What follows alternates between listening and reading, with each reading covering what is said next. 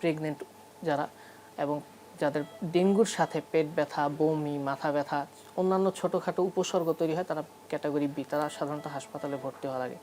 কিন্তু কিছু কিছু ক্ষেত্রে, যে প্রথমে বললাম আমাদের প্লাটিলেটটা ধ্বংস করতে করতে ওটা যদি অনেক খুব খারাপ পরিস্থিতিতে অনেক বেশি কমিয়ে ফেলে, 50,000-50,000-এর নিচে নর্মাল অনুচক্রিকা রক্তে প্রতি কিউবিক মিলিমিটারে 1.5 লাখ থেকে 4.5 লাখ থাকার কথা, অনেক ক্ষেত্রে ওটা 6,000, 5,000 এরকম কমে আসে, সেটা জীবনের জন্য ঝুঁকি হয়ে যায়। তো সেক্ষেত্রে আমরা প্লাটিলেট দিই। কিন্তু তার চেয়েও বড় বিষয় হচ্ছে ডেঙ্গুতে প্রেশারটা অনেক ফল করে এবং এখানেই বেশিরভাগ মানুষ মারা যায়। এবং কিছু কিছু ক্ষেত্রে বিভিন্ন অর্গান ফেলিওর হয়, যেমন কারো এমআই হয়, ডেঙ্গু কার্ডিওমায়োপ্যাথি, হার্ট অ্যাটাক করে, কারো অজ্ঞান হয়ে যায়, খিঁচুনি হয় ব্রেনে যখন ইফেক্ট করে, যখন ফুসফুসে ইফেক্ট করে, অর্থাৎ ওই যে রক্তনালীগুলো থেকে যে রক্তের জলীয় অংশগুলো ফুসফুসে চলে আসে, তখন শ্বাসকষ্ট হয়। এই ধরনের রোগীগুলোকেই মূলত আমাদের আইসিইউতে সাপোর্ট দেওয়া লাগে। কী ধরনের সাপোর্ট দিই?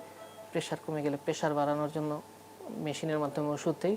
আরেকটা হচ্ছে যদি প্রচণ্ড শ্বাসকষ্ট হয়, ফুসফুসে পানি চলে আসার কারণে, সেক্ষেত্রে লাইফ সাপোর্টের মাধ্যমে এসব কারেকশন করা লাগে।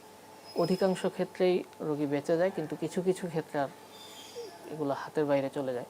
মাল্টি অর্গান ফেলিওর সবচেয়ে ডেঞ্জারাস। হার্ট, লিভার, কিডনি, বিভিন্ন অর্গান একই সাথে যখন ড্যামেজ হয়, তখন রোগী কন্ট্রোল করা একটু কঠিন হয়ে যায়।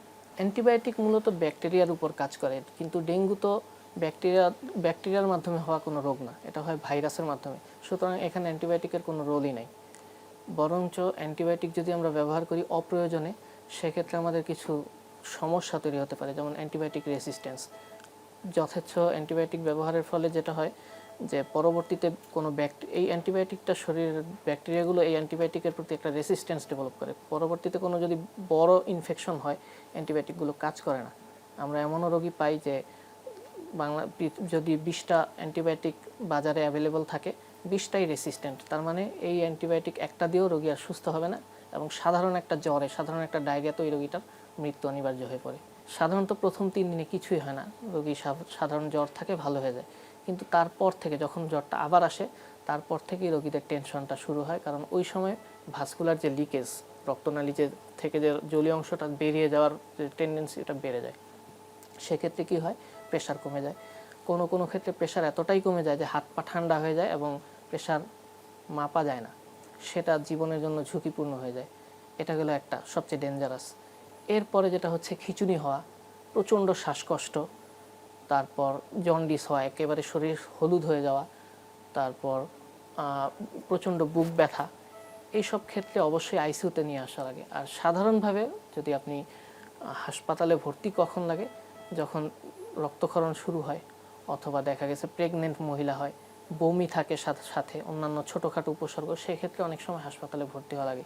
কিন্তু অধিকাংশ ক্ষেত্রে, 80 থেকে 85% ক্ষেত্রে বাসায় বিশ্রাম, পর্যাপ্ত পরিমাণ তরল খাবার এবং প্যারাসিটামল যথেষ্ট।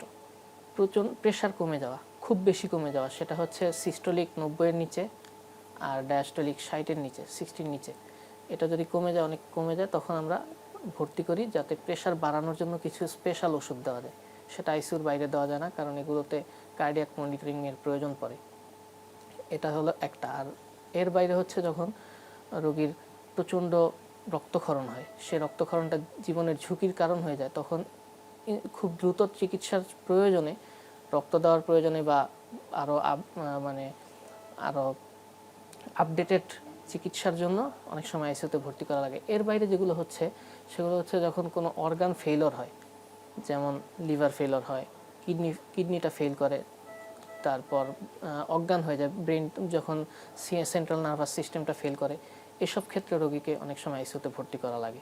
কোভিডের ক্ষেত্রে যেটা হয়, কোভিডের ক্ষেত্রে আপনার ছড়ায় শ্বাস প্রশ্বাসের মাধ্যমে, কফ, থুতু, এইসবের মাধ্যমে। তো কেউ যদি মাস্ক পরলে তার শরীরের যে জীবাণুটা, সেটা বাইরে ছড়ানোর সুযোগটা পায় না।